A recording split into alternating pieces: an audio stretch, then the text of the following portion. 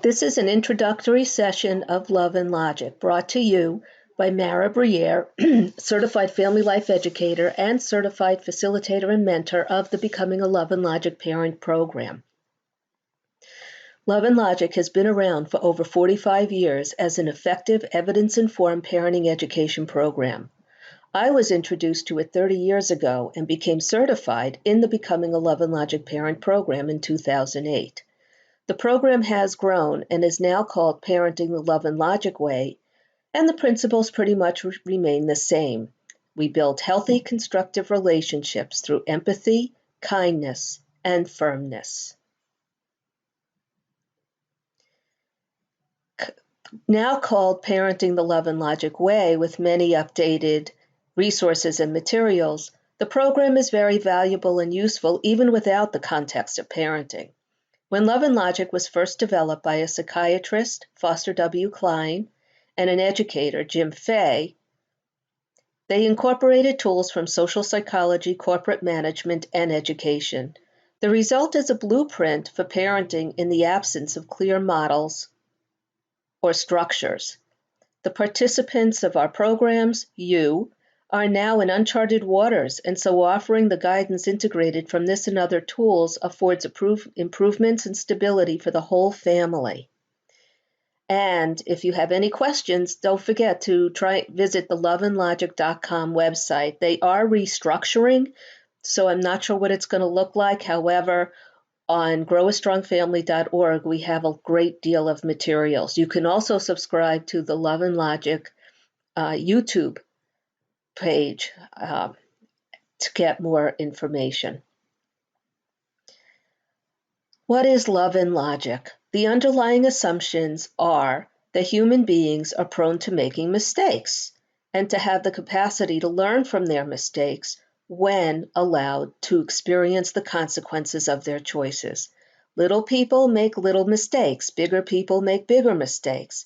Bigger mistakes are potentially more costly and can even cost someone their lives. So what we do with Love and Logic is we try to give our children and the people we love the opportunity to make as many mistakes as they possibly can so that they can learn to make better decisions about their lives and the course that their lives are taking. The biggest reasons that this approach is so successful is because it is based in the real world and provides real-world solutions. It emphasizes the relationships between people. Love and Logic is about allowing our children and other loved ones to succeed and fall on their own merits within reason. We are not going to teach a child to look both ways and not hold our hands and then offer them the choice of either holding our hands or becoming a road pizza. We just don't do that. We offer our children reasonable choices and let them experience the consequences when life and limb are not at stake. Let's be realistic here, okay? We use the currency of choices to build a sense of power in others by offering them options that make us deliriously happy.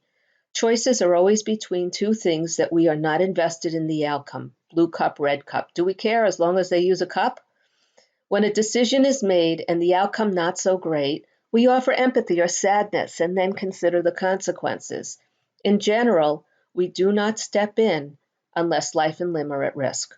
Otherwise, we embrace the learning opportunities that are provided by poor choices, mistakes, and celebrate the consequences as opportunities to do better next time.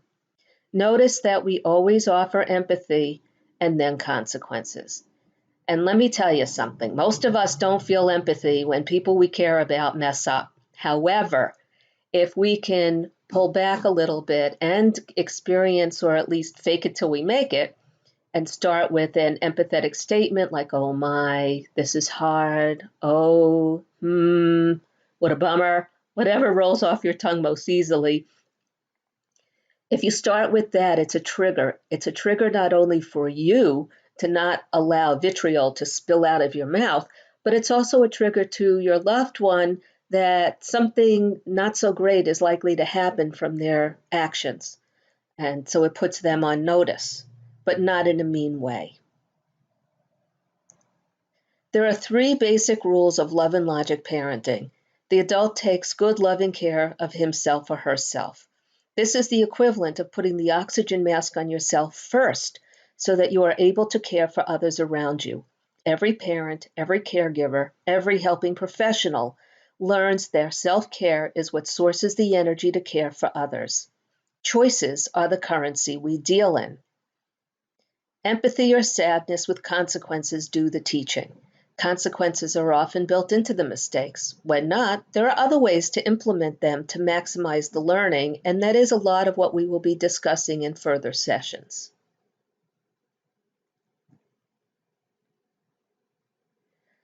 I want you to listen to this. Listen to how, did you see how many choices Zach had and how much he enjoyed getting the choices? What was so great about this is that the mother didn't care whichever choice she gave him, because either choice was one that made her happy. And he complied because he felt like he was making all of the decisions. And when she had to pull a withdrawal, i.e., he's taking his bath anyway, even though he doesn't like it, he didn't fight her on it. And that's really why we deal in the currency of choices. When we say to develop a parent-centered home, what we mean is that the parents are in charge. Parents seek to meet the needs of your children. Wants are optional. They need shoes on their feet, but they want the ones with the lights that cost hundreds of dollars. You get them the shoes that you can afford, and if they want the ones that cost hundreds of dollars, you can have a different discussion, and we will talk about that at a later time. Set limits by being reasonable, sad, instead of mad, and set limits calmly. That's why it is so hard to deliver consequences spontaneously. Too often, we're in the emotional state and not the thinking state when mistakes happen.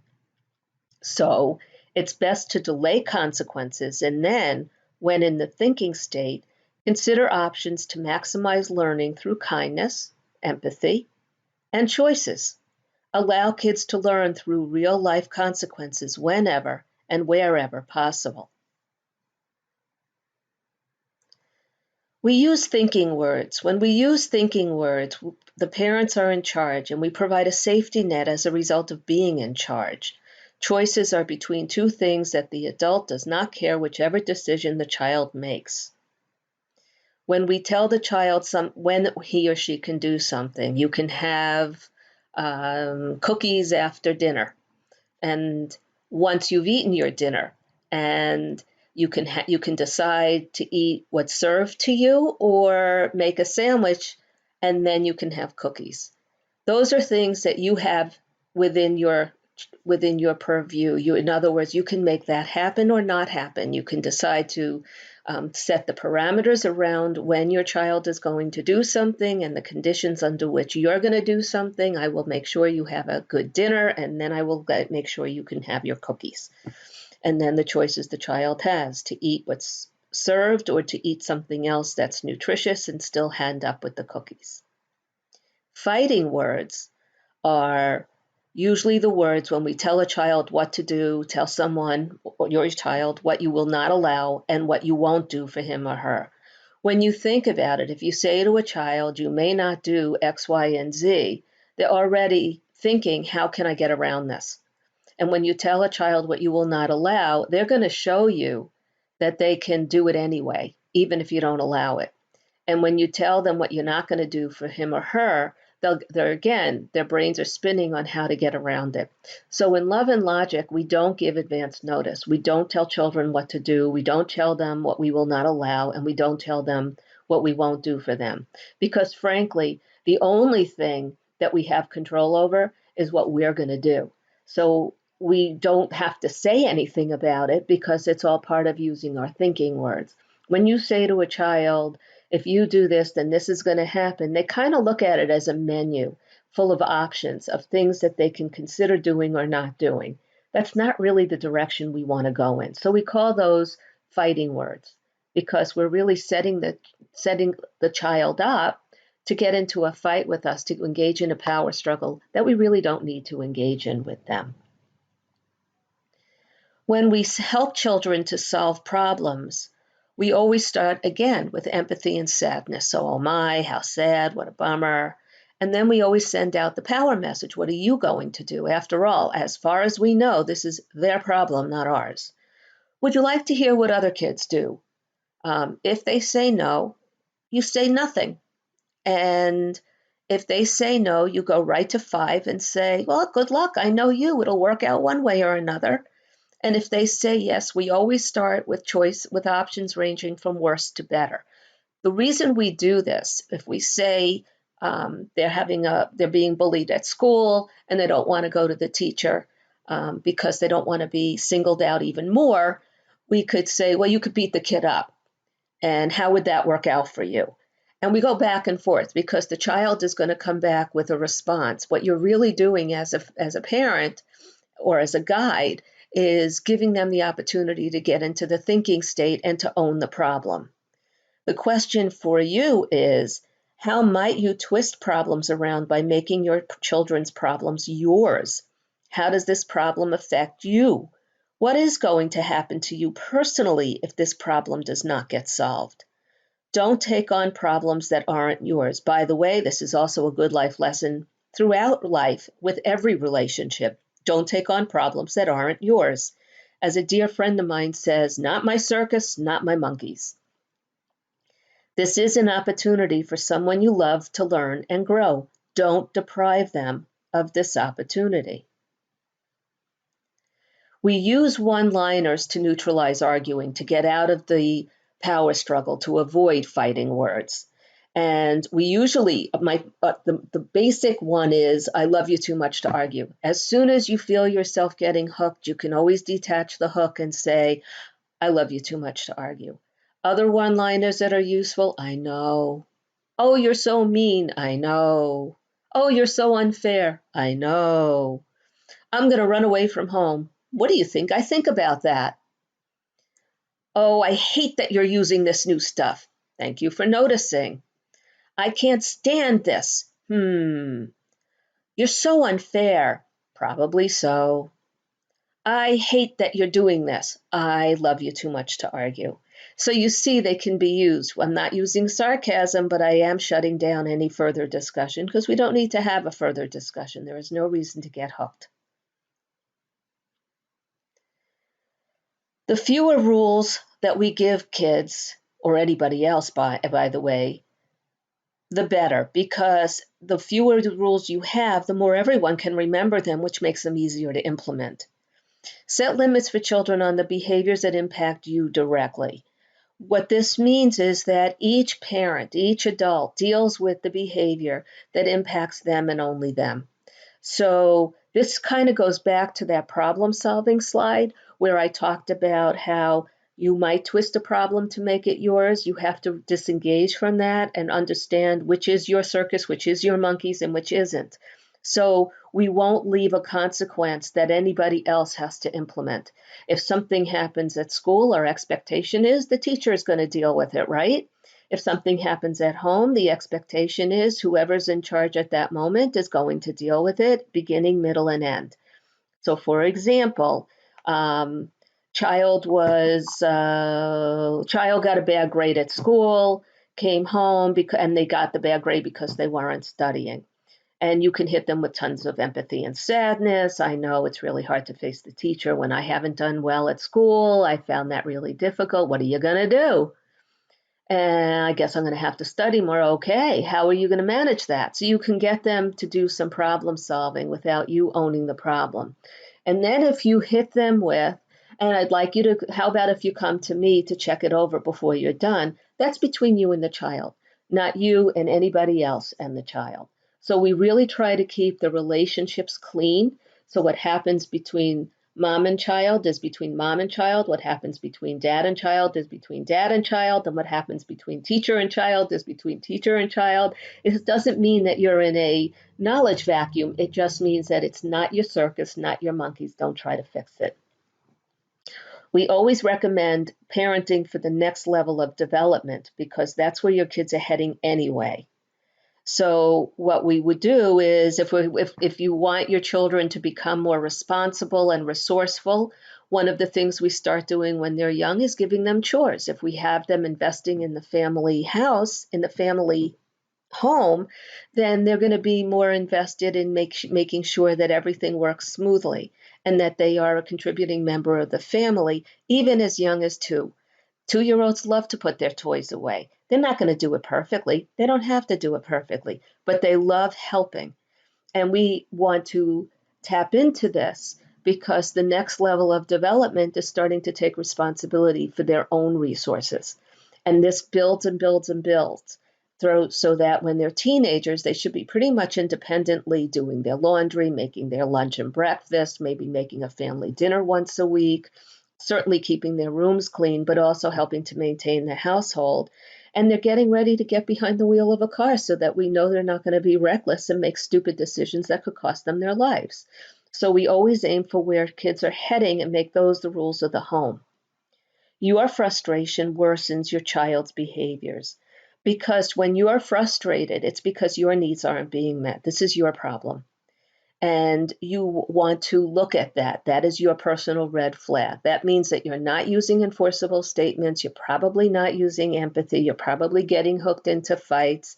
You're in the emotional state. That's a really good time to pull out those one-liners and say, I love you too much to argue about this. I'll get back to you about this later. And even to model how to handle frustration. I'm a little frustrated right now, so I'm going to take a step back and we'll discuss it later on. And we don't necessarily have to have a time. We could just say before the end of the day, before dinner, whatever, because each of us deals with our emotional state, however long it takes us to be in a calm state. And the other thing you can do is you can say, you know what, I'm still mulling over what I need to do about this. I'll get back to you. Try not to worry. And when we say that, we're implying to the child that there might be something they need to be concerned about. Try not to worry.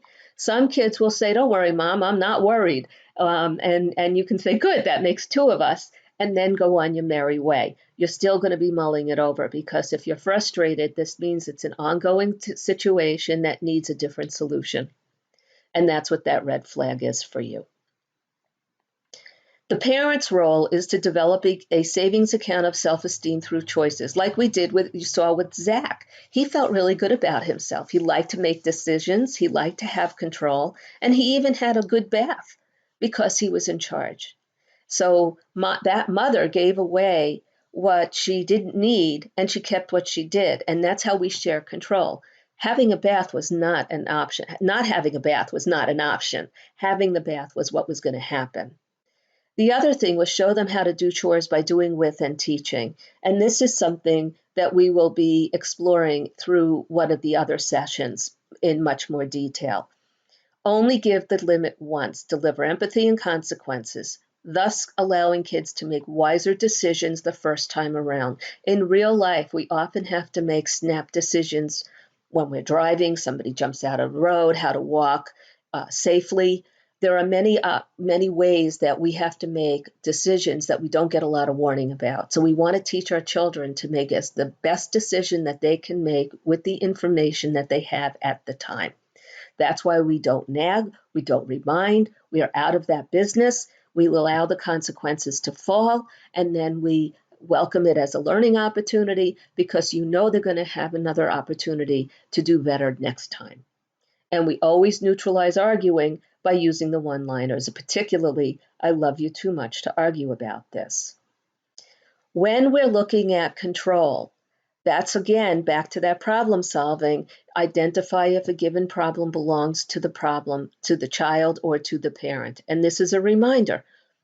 The best way to assess this is what's going to happen to me if that problem doesn't get solved. Am I upset because he's upset? What happens to me personally? How might I twist this problem to make it mine? By the way, this particular slide, I could even call it the Codependence Mantra. Anytime you're in a relationship with somebody that you care about, there is sometimes muddy waters when problems come up for our loved ones. So this is a really good way to consider what's going to happen to me if that problem doesn't get solved. Am I upset because he's upset? Very often we are upset because our loved ones are upset, but that's because we don't like to see people we love hurting.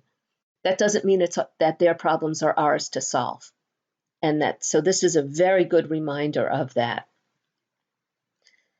Points to ponder. Frustration means a lack of good tools and techniques and forcing kids to do something for their own good and rescuing. Again, I refer to previous comments where I said frustration is a red flag for you.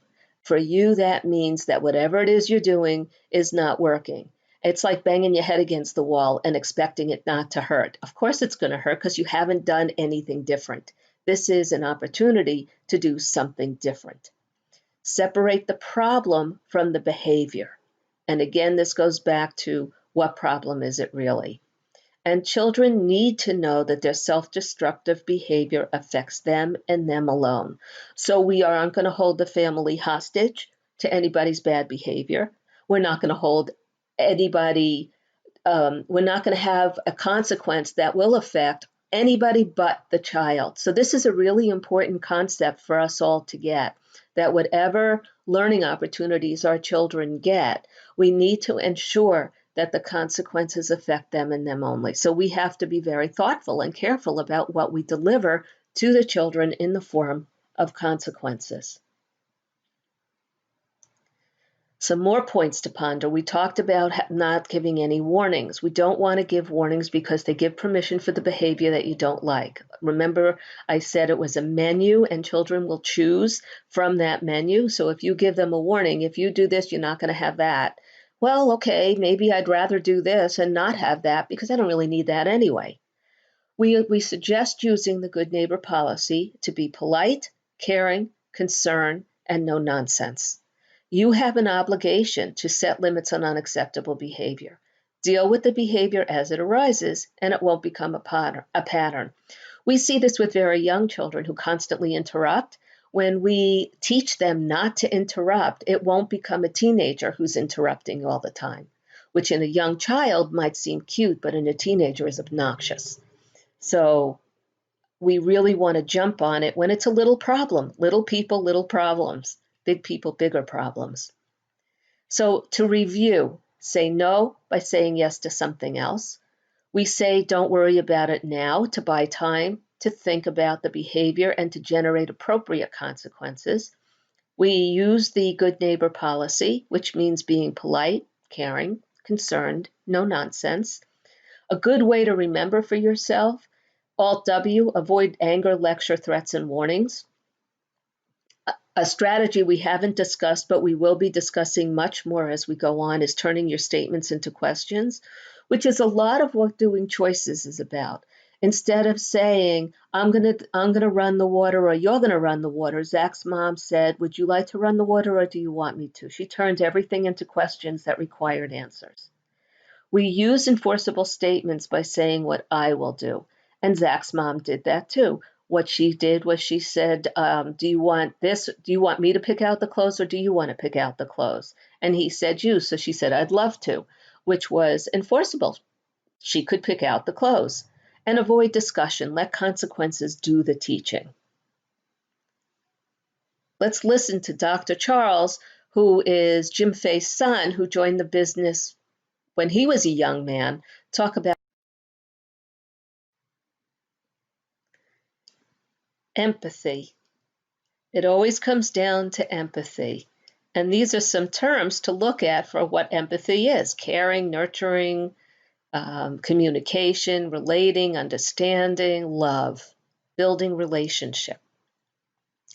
The resources that we've used coming from the Becoming a Love and Logic Parent program and Parenting with Love and Logic, you might be able to find these either at the Love and Logic Institute, which is at loveandlogic.com, or on Amazon or Barnes & Noble as used books. And we have other resources for you. How to Discipline Kids Without Losing Their Love and Respect. That one's really good. Rudolph Dreikers, Children the Challenge. Charles Fay, Oh Great, What Do I Do Now? Love and Logic Magic for early childhood. Love and Logic Magic when kids leave you speechless. Put yourselves in their shoes. These are all useful references, and they were used in the development of Love and Logic or incorporating it. When best laid plans fail, Parents take good, loving care of themselves. And this is a nice list of how you do that. And as always, take what you like and leave the rest. Thank you so much for listening to this session, and we hope to see you at another session really soon. Take care.